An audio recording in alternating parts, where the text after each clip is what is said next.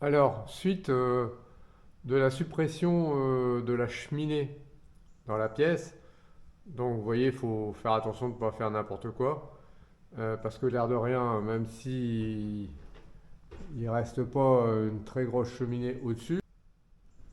Alors, suite de la suppression de la cheminée dans la pièce, donc vous voyez, il faut faire attention de ne pas faire n'importe quoi, parce que l'air de rien, même si il reste pas une très grosse cheminée au-dessus.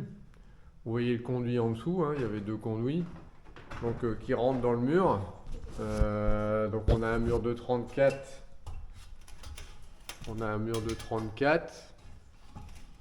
Top.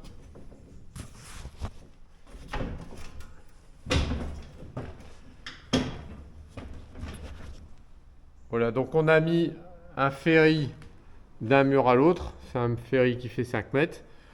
On a cimenté la cheminée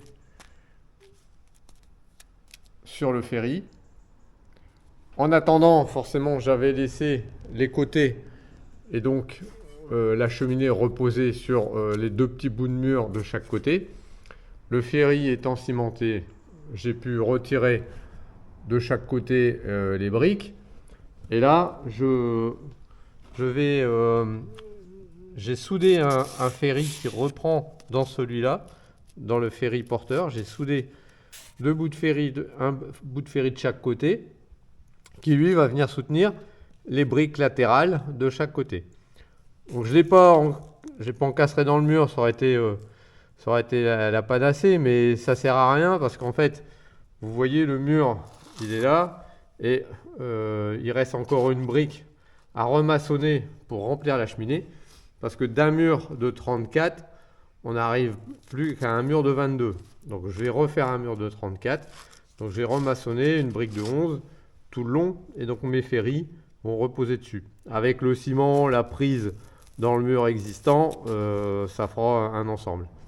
Mais ces deux bouts de ferry là que j'ai rajoutés vont permettre en fait d'éviter ce que le ferry porteur ici ne s'écarte ou ne flambe. On appelle ça flamber, c'est-à-dire s'écarte de la façon horizontale. Voilà. Et j'ai préparé un autre ferry ici qui va lui venir se mettre à ras du mur là. Je vais le pousser quand j'aurai fini de maçonner là-bas. Je vais le pousser pour que lui vienne supporter la brique du milieu. Parce que vous voyez, voilà, la brique du milieu, elle est là.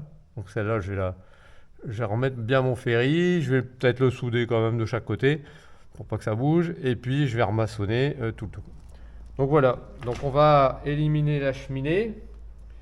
Mais on va aussi consolider le mur.